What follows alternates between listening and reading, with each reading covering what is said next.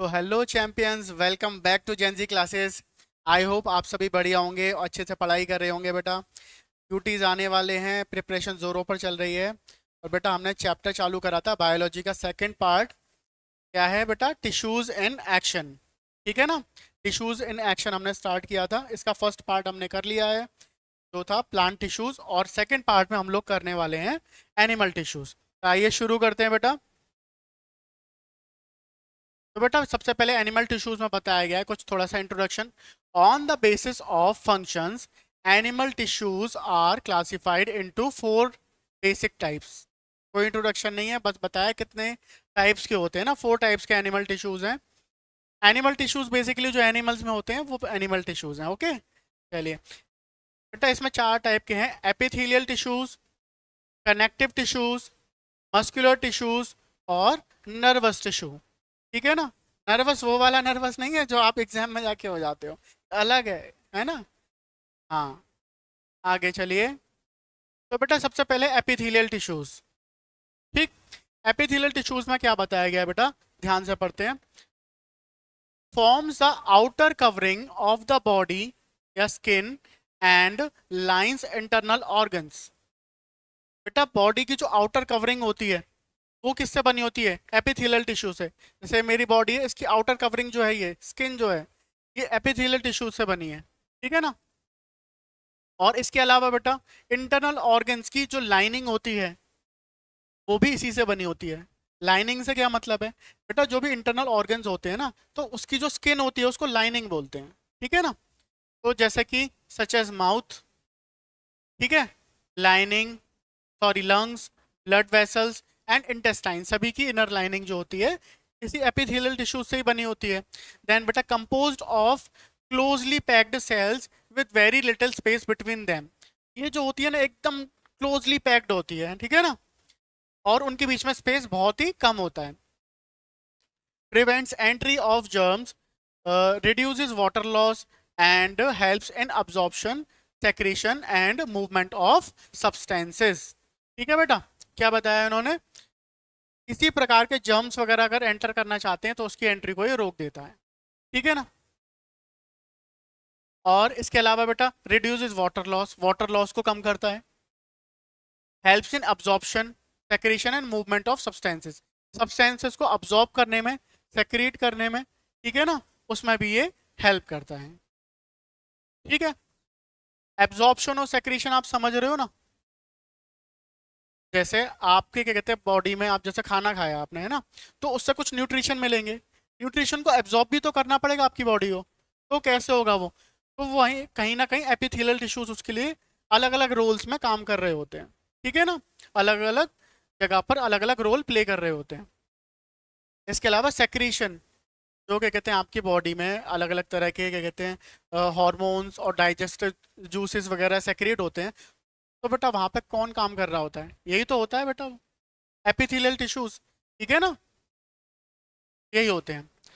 आगे बेटा, different types of epithelial tissues are structurally adapted to perform different functions. बेटा एक एपिथेलियल टिश्यू है, ठीक है ना, उन्हीं एपिथेलियल टिश्यू से अलग अलग स्ट्रक्चर बना के अलग अलग फंक्शन परफॉर्म करवाए जाते हैं उनसे। ठीक है ना? एक ही टिश्यू अलग अलग जगह पर अलग अलग काम कर रहा होता है, तो कहाँ पर क्या काम कर रहा है उसे हम समझेंगे। ठीक है, तो पहला इन्होंने फंक्शन बताया एक्सचेंज। ये एक्सचेंज में काम करता है कैसे? Helps in rapid diffusion of liquids and gases. जैसे क्या कहते हैं आपकी बॉडी में जो अलग अलग तरह के क्या कहते हैं आपकी बॉडी किससे बनी है? लिक्विड्स और सॉलिड दोनों से बनी है। ठीक है ना? तो उनके डिफ्यूजन का काम कौन करता है? यही एपिथेलियल टिश्यूज करते हैं। या फिर गैसेस, गैसेस मतलब जैसे आप ऑक्सीजन लेते हो, CO2 रिलीज करते हो, तो ये सब गैसेस ही तो हैं। तो इनका डिफ्यूजन बॉडी में किस तरह से होता है? इसी के थ्रू होता है ना, एपिथेलियल टिश्यूज के थ्रू। तो बेटा उस टाइम पे इसका स्ट्रक्चर कैसे होता है डिफ्यूजन? डिफ्यूजन के लिए है ना, इसका स्ट्रक्चर होता है देखो, single layer of thin flat sales. इस तरह की बेटा एकदम फ्लैट और थिन सेल्स होती हैं। ठीक है, और किस तरीके से काम कर रही होती हैं? Lining of the tissue in blood vessels and lungs. ठीक है ना? तो आपने देखा जैसे ब्लड वेसल्स होती हैं, वहां पर ये डिफ्यूजन का काम कर रहा होता है, ठीक है ना, ब्लड वेसल्स में। और इसके अलावा लंग्स में भी, लंग्स में भी आप देखते हो ना, जो आप ऑक्सीजन ले रहे हो वो लंग्स में डिफ्यूज हो जाएगी, और सॉरी लंग्स में से कहाँ डिफ्यूज हो जाती है, आपके ब्लड के अंदर, ठीक है ना। तो वहां पर भी यही टिश्यूज काम कर रहे होते हैं। नेक्स्ट है बेटा प्रोटेक्शन, प्रोटेक्ट भी करती है आपकी बॉडी को, ठीक है ना। प्रोटेक्शन में देखो तो कैसा है, protects underlying tissues from mechanical injury, friction and entry of microbes. बेटा इन सारी चीजों से आपको बचाती है। किस तरीके से, देखो many layers of cells, the outer cells are flat and tightly packed. इसमें बेटा क्या होता है, सिंगल लेयर नहीं होती, बहुत सारी लेयर होती है। प्रोटेक्टिव टिश्यू है ना, तो इसमें बहुत सारी क्या कहते हैं लेयर्स होती हैं। और वो फिर क्या है, क्या कहते हैं, शेप उसका ऐसे ही होता है, फ्लैट, ठीक है। और आपस में वो एक के ऊपर एक टाइटली पैक्ड होती हैं, तो इससे क्या है बेटा, एक कुशन जैसा बन जाता है, ठीक। कहाँ पर काम कर रही होती है, देखो लोकेशन है इसकी स्किन, बिल्कुल स्किन हमारी क्या कहते हैं हमको प्रोटेक्ट करती है, ठीक है ना। कभी क्या कहते हैं आपने देखा होगा एक्सीडेंट वगैरह हो जाता है किसी का, कौन बचा रहा है उसको एक्सीडेंट से, हाँ, ये स्किन ही तो बचा रही है हमें, हमारे इंटरनल ऑर्गन्स को। माउथ एंड इसोफेगस, आपका माउथ और इसोफेगस, अंदर जहाँ पे क्या कहते हैं जिसके थ्रू वो फूड पाइप जिसके थ्रू वो खाना आपके स्टमक तक पहुंच रहा है, ठीक। देन बेटा सेक्रीशन, सेक्रीशन का काम करती है, मतलब ये बहुत सारे हॉर्मोन्स वगैरह को रिलीज करने का काम करती है। देखो कैसे, protection sorry production and secretion of mucus, enzymes, hormones, sweat, saliva, ये सारी चीज़ों को ये सेक्रिएट करती है ना। म्यूकस क्या होता है, म्यूकस आप समझो जैसे कि कहते हैं आपको कफ हो जाता है ना, तो वही क्या कहते हैं, कफ जो होता है असल में क्या होता है, म्यूकस ही होता है, ठीक है ना। आपके स्टमक में भी क्या कहते हैं म्यूकस होता है, पता है आपको, जो आपकी स्टमक की लाइनिंग को प्रोटेक्ट करता है। तो देखो म्यूकस और आपकी बॉडी में डिफरेंट टाइप के एंजाइम्स, उनको यही सेक्रिएट करती है, ठीक है। हॉर्मोन्स, हॉर्मोन्स को यही सेक्रिएट करती है। इसके अलावा स्वेट और सलाइवा, तो पसीना आपको आता है, और जो सलाइवा, सलाइवा जो मुंह में जो आपके लार बनती है ना, कहते हैं ना अच्छा अच्छा खाना देख के मुंह में पानी आ जाता है, तो पानी क्या होता है, पानी नहीं होता, सलाइवा ही होता है, ठीक है ना। तो उसे कौन सेक्रिएट करता है, यही, ठीक है ना। आपके मुंह के अंदर क्या होता है, इधर सलाइवरी ग्लैंड्स होते हैं, तो सलाइवरी ग्लैंड्स होते हैं, किसके बने होते हैं वो, एपिथेलियल टिश्यूज से ही बने होते हैं, ठीक है। तो आपको समझ में आया ये स्ट्रक्चर कैसा होता है बेटा इसका, cells specialized for producing and releasing substances, may be cuboidal और कॉलमनार। तो बेटा इनका जो शेप होता है वो क्या कहते हैं, कैसा होता है, क्यूबॉइडल होता है या कॉलमनार होता है। ऐसा क्यूबॉइड शेप का होता है और ऐसा कॉलम्स में होता है, ठीक है बेटा। कहाँ पर होती हैं located, salivary glands, sweat glands और स्टमक लाइनिंग, यहाँ पर यही वाले टिश्यूज प्रेजेंट होते हैं, ठीक है बेटा। Then sensory functions, sensory functions आपको पता है ना, आपके पास 5 सेंसेस होते हैं, ठीक है। तो उन सेंसरी फंक्शंस को करने में भी कौन हेल्प करता है, epithelial tissues. Smell, taste, sound और बैलेंस, ठीक है ना। बैलेंस है मतलब आपकी फोन का बैलेंस नहीं, आपकी बॉडी का बैलेंस, ठीक है ना, उसे बनाने में भी हेल्प करता है। तो बेटा स्मेल, टेस्ट, साउंड, ये सारी चीज़ों के लिए क्या कहते हैं, जो मैकेनिज्म जो तैयार होता है ना, आपके कहते हैं नोज में, आपके टंग में और आपके ईयर्स में, वो मैकेनिज्म में भी एपिथेलियल टिश्यूज का ही यूज होता है, ठीक है ना। तो बेटा देखो क्या स्ट्रक्चर होता है इसका उस केस में, specialized receptors, cells having hair like cilia. ये जो क्या कहते हैं आपके सेंस ऑर्गन्स होते हैं, वो कैसे काम करते हैं, आपके रिसेप्टर्स के थ्रू काम करते हैं। आपके हर एक ऑर्गन में, आपकी आईज हो गई, नोज हो गया, ईयर हो गया, वहां पर क्या होता है, रिसेप्टर्स होते हैं जो रिसीव करने का काम करते हैं इंफॉर्मेशन को। आपको तो लग रहा है आपने कानों से सुन लिया, वहां पे तो बेटा एक वाइब्रेशंस आ रहे हैं केवल, असल में रिसेप्टर्स उस सिग्नल को रिसीव करते हैं और ब्रेन तक पहुंचाते हैं, और ब्रेन परसीव करके बताता है ये साउंड है। ठीक है ना।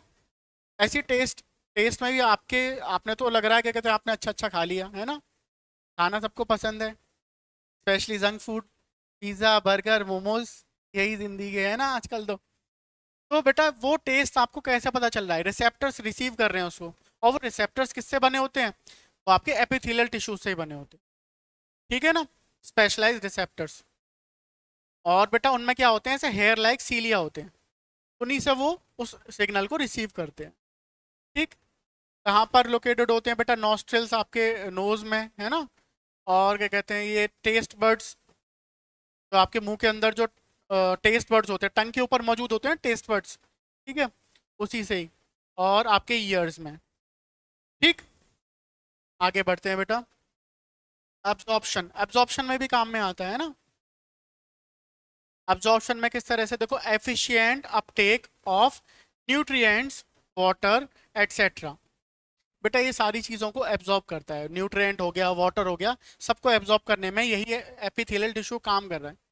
मतलब एपिथेलियल टिश्यू ना हो गया धुरंधर हो गया है, सारे काम करे ले रहा है एक साथ, सारे काम खुद ही कर ले रहा है। स्ट्रक्चर, स्ट्रक्चर कैसा होता है बेटा इसका, single layer of tall pillar like cells often with hair like structures. ये बेटा क्या होती है, टॉल होती है और पिलर लाइक होती है, देखो आप देख रहे हो कैसे बिल्डिंग के जैसे ऐसे पिलर लाइक होती हैं, और इनमें भी ऐसे हेयर लाइक स्ट्रक्चर्स होते हैं। ठीक है, कहाँ पर मौजूद होती हैं बेटा, lining of small intestine. Small intestine पता है ना आपको, जो क्या कहते हैं आपका खाया पिया जो होता है न्यूट्रिशन अब्जॉर्ब करने के काम में आती है। ठीक है ना, तो वही स्मॉल इंटेस्टाइन के जो होती है, ये देखो यहाँ पे ये होती है स्मॉल इंटेस्टाइन, ऐसे कॉइल्ड होती है बिल्कुल, है ना, बहुत लेंथी होती है और बहुत ज़्यादा कॉइल्ड होती है, इंटेंसिव कॉइलिंग बिल्कुल। ठीक है, तो इसकी जो लाइनिंग होती है वो भी इसी से बनी होती है, और वहाँ पे एब्जॉर्प्शन का काम करती है। जो खाते हैं उससे हमें जो न्यूट्रिशन मिलता है, या जो हम पानी पी रहे हैं उसको एब्जॉर्ब करने के लिए क्या मैकेनिज्म है, यही है बेटा स्मॉल इंटेस्टाइन, यही एब्जॉर्ब करती है। ठीक है ना, चलिए, तो बेटा क्या कहते हैं, देख रहे हो आप कितने सारे रोल ये एक साथ प्ले कर रहा है। अच्छा, प्रोटेक्शन में हमने बात करी थी, प्रोटेक्शन में ये कौन मतलब इसमें हेल्प कर रहा है, एपिथेलियल टिश्यू काम कर रहा है ना। आपको मैंने बताया था प्लांट्स में भी एक प्रोटेक्टिव टिश्यू होता है। ठीक है ना, आप उसका नाम मुझे कमेंट में लिखकर बताइए। ठीक है, चलिए आगे बढ़ते हैं। सेकंड है बेटा कनेक्टिव टिश्यू। कनेक्टिव नाम से ही पता लग रहा है ना, कनेक्शन। तो कनेक्शन क्या कहते हैं, हमारी बॉडी में कौन बना रहा है, कनेक्टिव टिश्यूज बना रहे हैं। A tissue that connects and supports other tissues. एक ऐसा टिश्यू जो आपके बॉडी में दूसरे टिश्यूज को कनेक्ट करता है, उसी को कनेक्टिव टिश्यू बोलते हैं। तो बेटा ये भी 5 तरह के हैं। ठीक है, सबसे पहला है बेटा आपका ब्लड। ब्लड में देखो क्या है, blood connects different parts of the body by transporting nutrients, gases, hormones etcetera. Blood जो है बेटा आपके बॉडी में बहुत सारे, मतलब पूरे एक तरीके से बॉडी का हर एक पार्ट को ही कनेक्ट करता है लगभग। ठीक है ना, क्योंकि ब्लड तो आपकी बॉडी में लगभग हर जगह पर ही पहुंच रहा होता है। ठीक, और आपके बॉडी में जो भी क्या कहते हैं न्यूट्रिएंट्स हैं, गैसेज हैं, हॉर्मोन्स हैं, उसे पूरी बॉडी में डिलीवर कौन कर रहा है, ब्लड ही तो कर रहा है। ठीक है ना, तो ब्लड का बहुत ज़्यादा वाइटल रोल है, हर चीज़ को ट्रांसपोर्ट करने के लिए यही काम में आता है। It has a fluid या liquid matrix called plasma in which RCB नहीं RBCs, WBCs and platelets are suspended। ठीक है, ये जो इसकी जो मैट्रिक्स होती है वो फ्लूइड होती है, लिक्विड फॉर्म में होती है।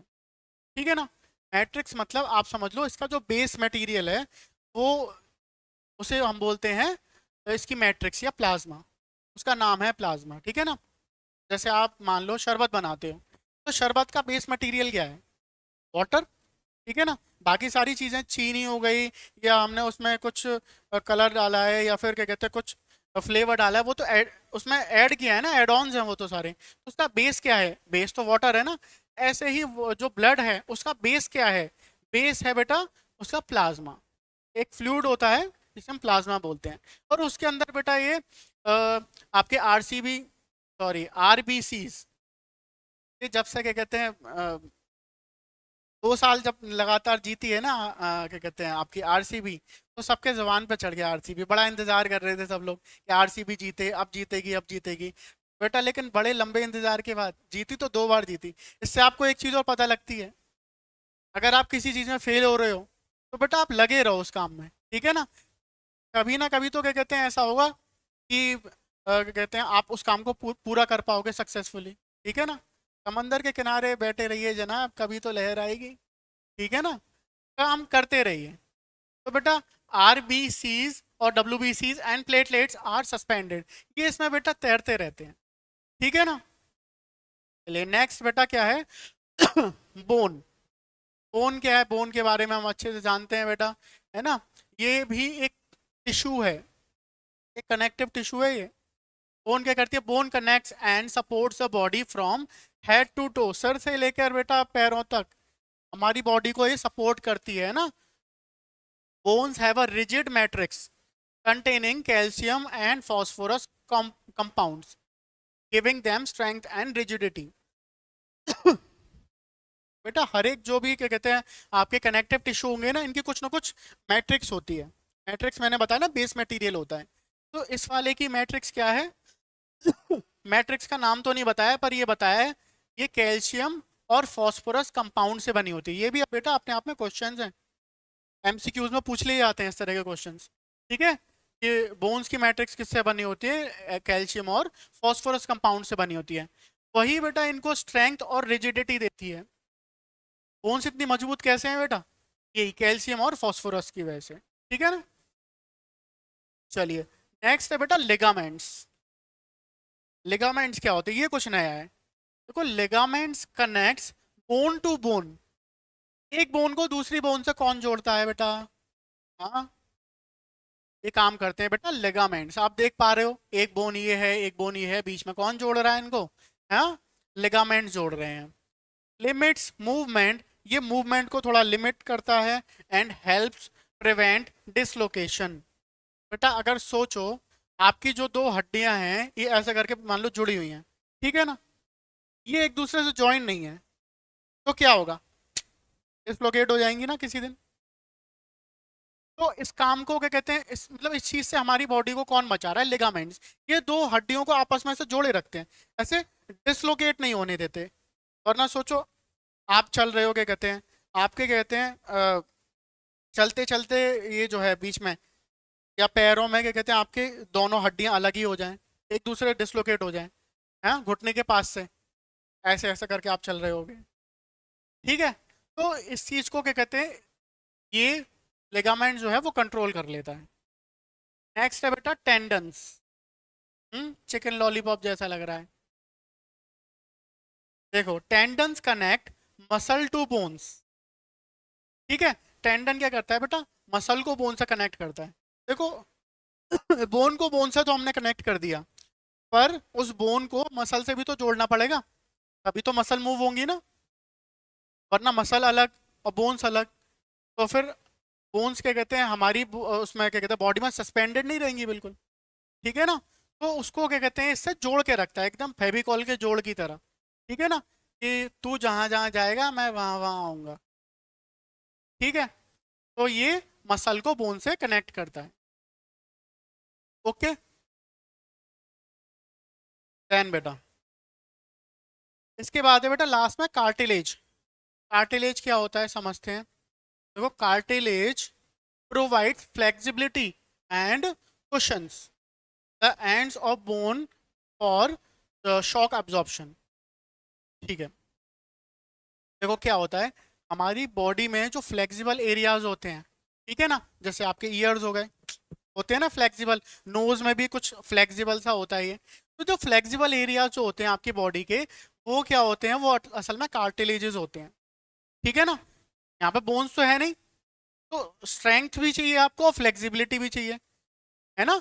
मसल जैसी फ्लेक्सिबिलिटी भी मिल जाए, बोन जैसी स्ट्रेंथ भी मिल जाए, तो मिला के आपने क्या बना दिया, मतलब इससे मिला के नहीं बना होता, इसके बीच का आइटम आपने ढूंढ लिया कार्टिलेज, ठीक है ना। इसके अलावा क्या है बेटा, cushions the end of the bone, जो आपके बोन के जो एंड्स होते हैं, ठीक है ना, उसको कुशन देता है ये, क्योंकि वरना क्या होगा, बोन्स घिस नहीं जाएंगी, ठीक है ना, तो इसलिए उसको कुशन देता है ये। और shock absorption, it has a soft jelly like matrix, इसकी मैट्रिक्स कैसी होती है, एकदम जेली लाइक होती है, सॉफ्ट होती है। It is present in flexible areas like ear, nose etcetera. तो आप देख सकते हो एग्जाम्पल्स में, है ना, ईयर्स और नोज में यही प्रेजेंट होता है, ठीक है। तो बेटा मैंने आपको जैसे पहले भी बोला था, अभी भी बोलूंगा कि टर्मिनोलॉजी आपको याद करनी ही पड़ेगी, ठीक है ना। अगर आप टर्मिनोलॉजी याद नहीं करोगे तो फिर कोई फायदा नहीं, फिर हमेशा बायोलॉजी मुश्किल ही लगेगी आपको, ठीक। तो लिगामेंट्स जो बोन्स को आपस में जोड़ता है, टेंडन्स जो बोन को मसल से जोड़ता है, और कार्टिलेज जो आपके फ्लेक्सिबल एरियाज होते हैं, ठीक है ना। नेक्स्ट, नेक्स्ट बेटा मस्कुलर टिश्यू। मस्कुलर टिश्यू सुनते ही आता है ना, मसल वाला एकदम फील, है ना। यहाँ पे डायग्राम भी ऐसे ही दिख रहा है अपने को। चलो, responsible for movement in our body, हमारी बॉडी में जो मूवमेंट हो रही है, अब देखो मैं कभी यहाँ पे खड़ा हुआ होता हूँ, कभी इधर, है ना, मैं पेन भी चला रहा हूँ, तो ये मेरी बॉडी में जो मूवमेंट हो रही है वो किसकी वजह से हो रही है, मस्कुलर टिश्यूज की वजह से।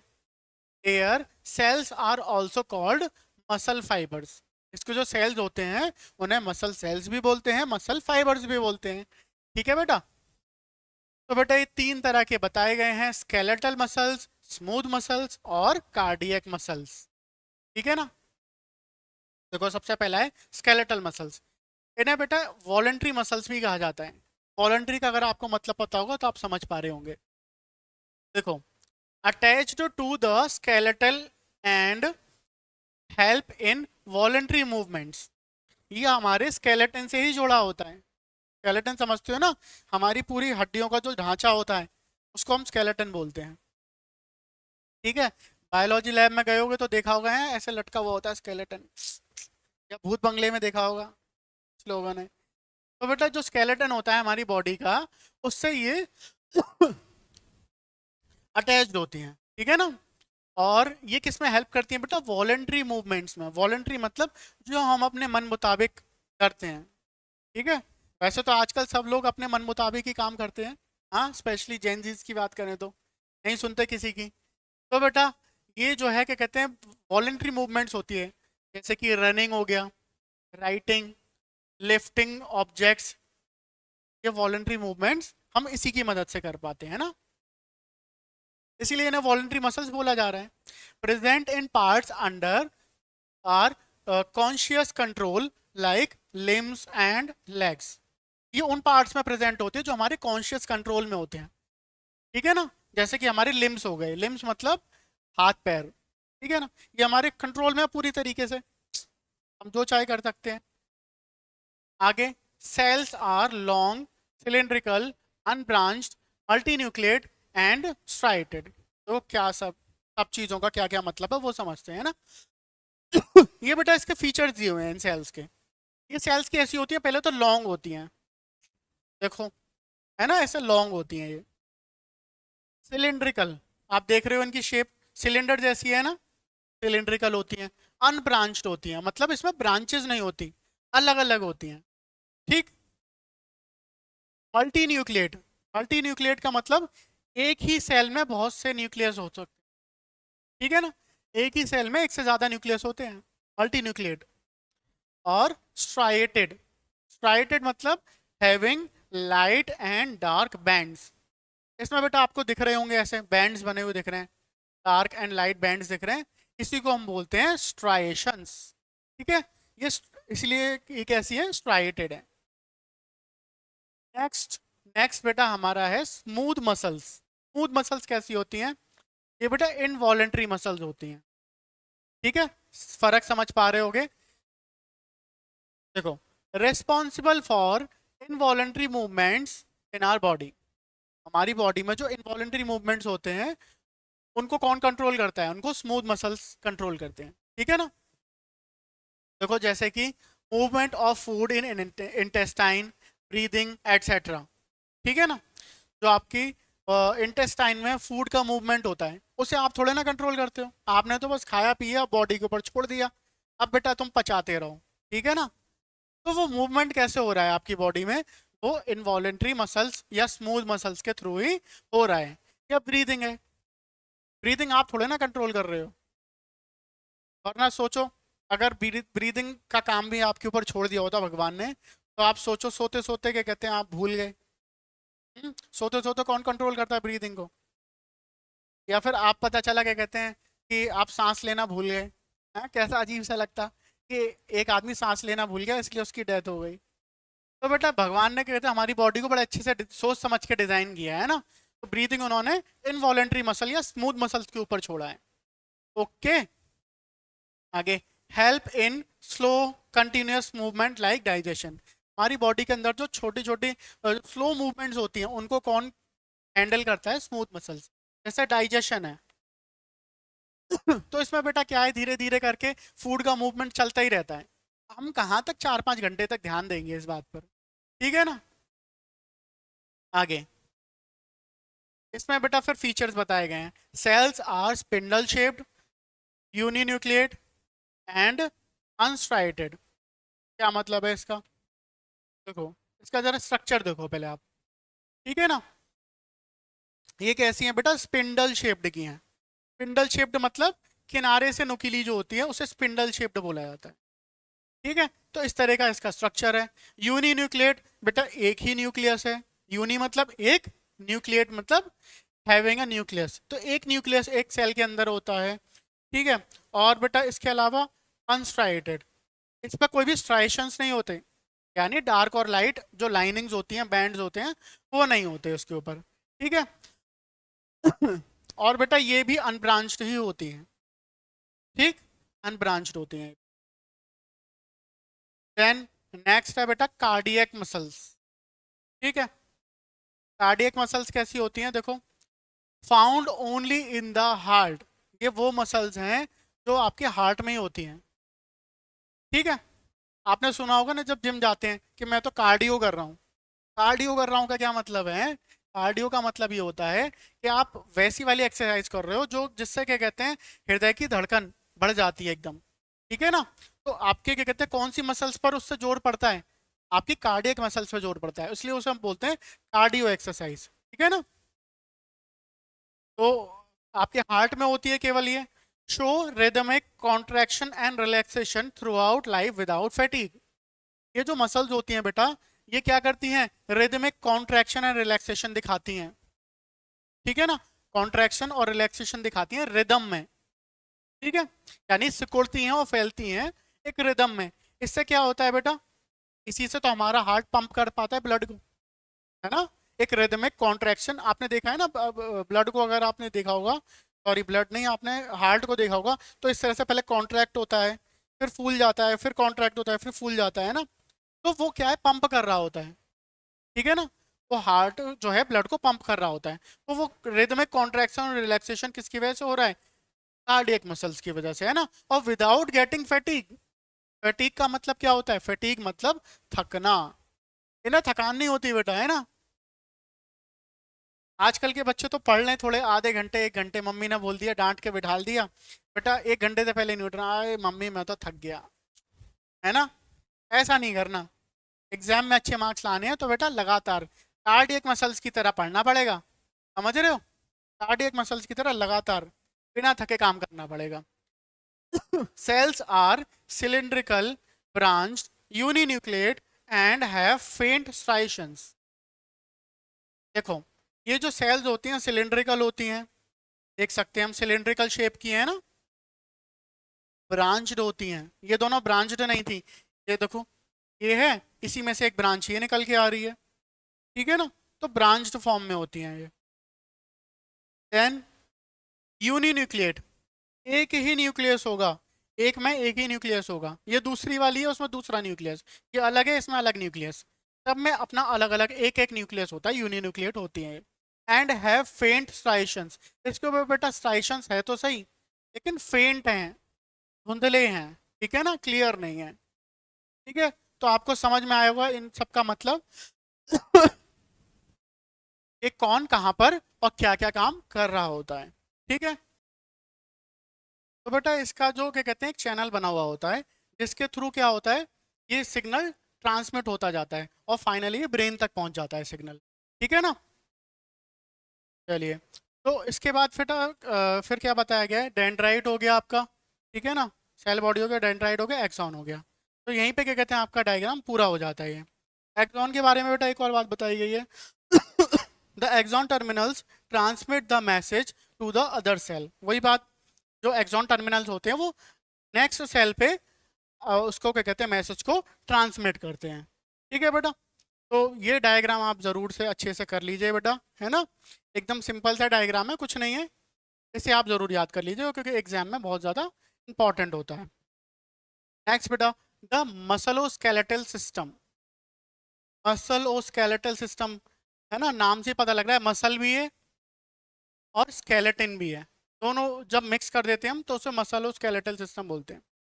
ठीक, देखो, the musculoskeletal system is made up of bones, muscles, joints, cartilage, tendons और लिगामेंट्स।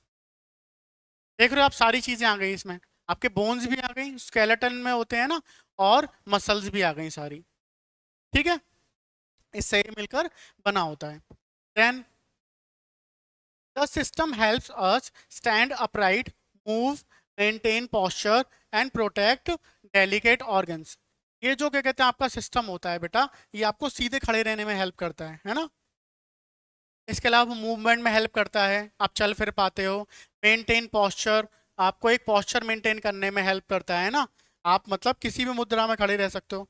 ठीक है, जैसे आपको मैं कह दूं कि एक पैर पर और ऐसे हाथ जोड़कर ऐसे करके खड़े हो जाओ, तो आप अपना पोस्चर मेंटेन कर पाओगे ना, बिल्कुल कर पाओगे। क्यों? इसी सिस्टम की वजह से। ठीक है, प्रोटेक्ट डेलिकेट ऑर्गन्स, आपकी बॉडी में बेटा बहुत इंपॉर्टेंट ऑर्गन्स होते हैं।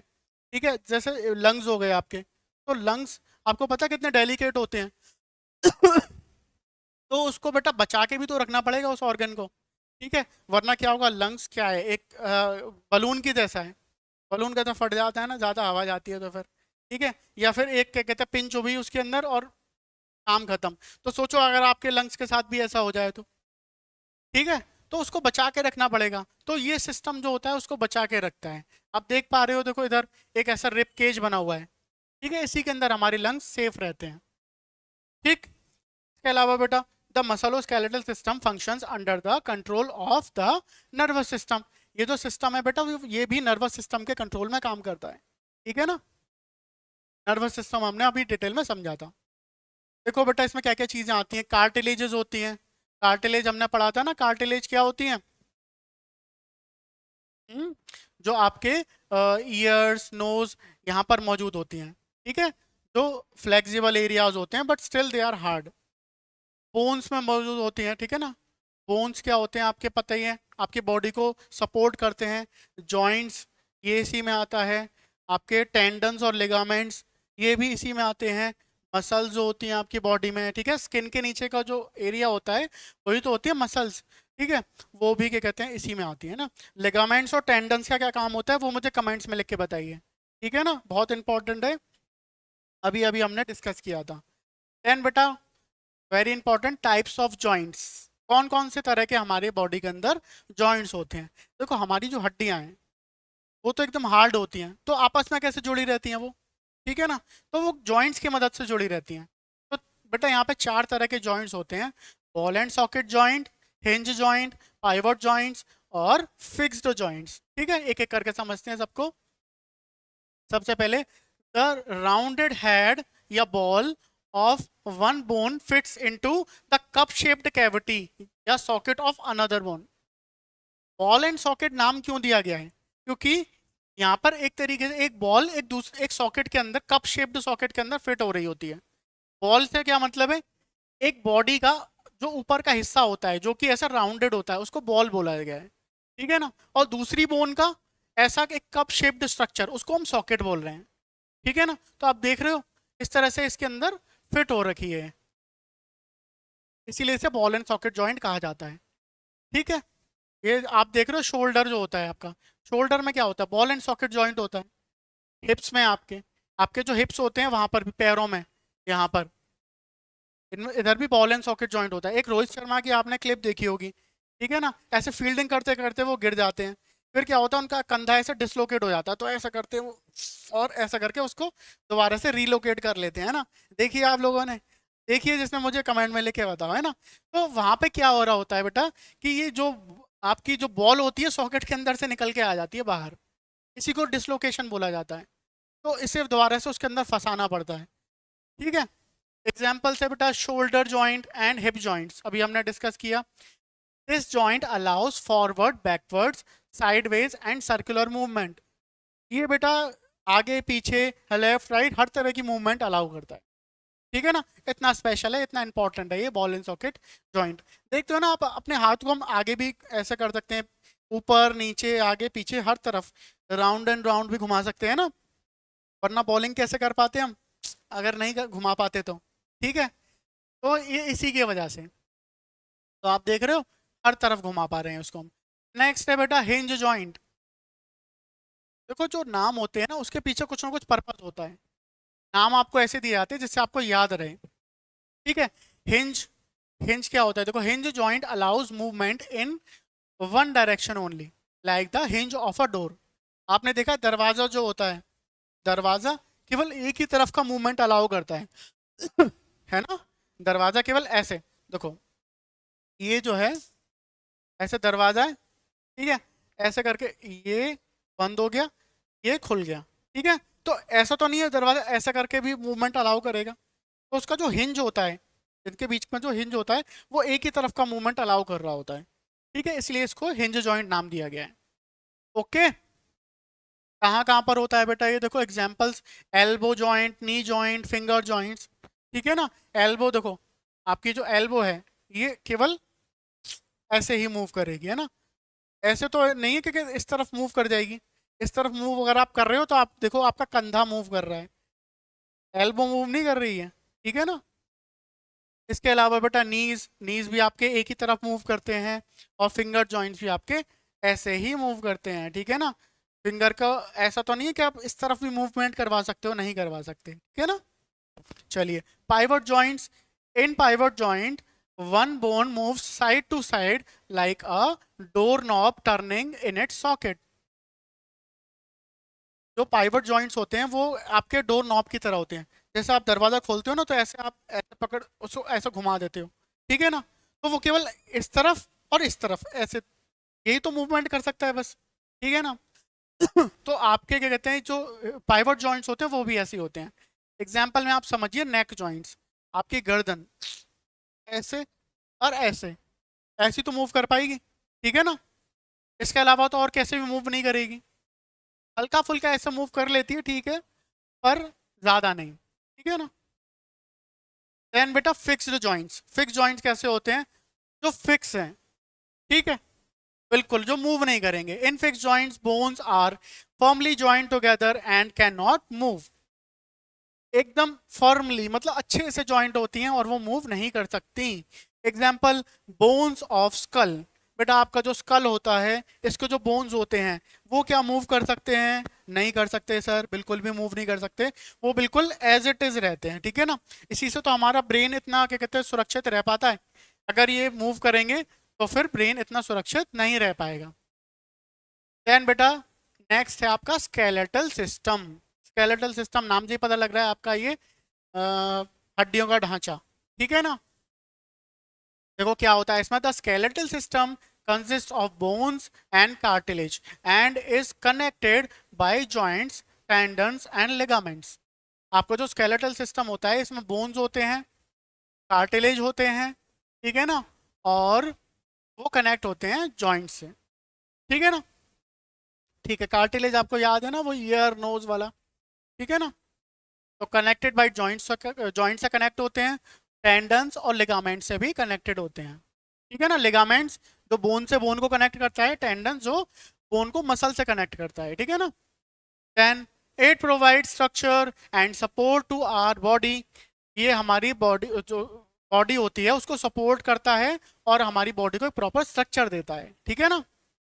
It protects delicate organ such as the brain, heart and lungs. ये जो क्या कहते हैं हमारे बॉडी के डेलिकेट ऑर्गन्स होते हैं, हमने पहले भी डिस्कस किया था, उनको कौन प्रोटेक्ट करता है, ये स्केलेटन ही प्रोटेक्ट कर रहा होता है, ठीक है ना। Then skeletal system functions under the control of nervous system, ये भी बेटा नर्वस सिस्टम के कंट्रोल में ही काम करता है। तो बेटा ये आपको आई होप समझ में आया होगा। बिल्कुल स्केलेटल सिस्टम जो होता है एकदम सिंपल सा है, ठीक है, ये सारे फंक्शंस ये कर रहा होता है, ठीक है। चलिए तो बेटा हम पहुंच चुके हैं इसकी लास्ट स्लाइड पे। लास्ट स्लाइड क्या मतलब खत्म ही हो गया है ना। तो बेटा ये आपका चैप्टर यहाँ पर खत्म हो गया, पूरी चैप्टर की एक्सप्लेनेशन खत्म हो गई। नेक्स्ट वीडियो में हम लोग इसके क्वेश्चन आंसर्स करेंगे एनसीईआरटी वाले, ठीक है ना। अगर आपको बेटा इसके नोट्स चाहिए तो आप क्या कहते हैं टेलीग्राम ग्रुप पे आप ज्वाइन हो सकते हैं, ठीक है ना, वहाँ पे आपको नोट्स मिल जाएंगे। और बेटा आपको ये वीडियोस देखनी है, अभी तक हमने इससे पहले 3 चैप्टर कवर किए हैं, तो आप हमारे चैनल की प्लेलिस्ट में जाकर, है ना, साइंस बाय विशाल सर, उस प्लेलिस्ट में जाके आप सारी वीडियोस को लाइन बाय लाइन देख सकते हैं, क्योंकि पार्ट्स में होती है ना तो आप हर चैप्टर के पार्ट्स को लाइन से देख सकते हो, ठीक है ना। इसके अलावा आप इंस्टाग्राम पर जुड़ सकते हो genz.classes01, ठीक है, वहां पर भी आप हमें ज्वाइन कर सकते हो, ठीक है। तो बेटा चैप्टर होता है खत्म, मिलते हैं अगले वीडियो में। टिल देन स्टे फोकस, पढ़ते रहिए, सीखते रहिए बेटा, जेनजी क्लासेस के साथ आगे बढ़ते रहिए, ठीक है। शुभकामनाएं मेरी आप लोगों के लिए। Good bye.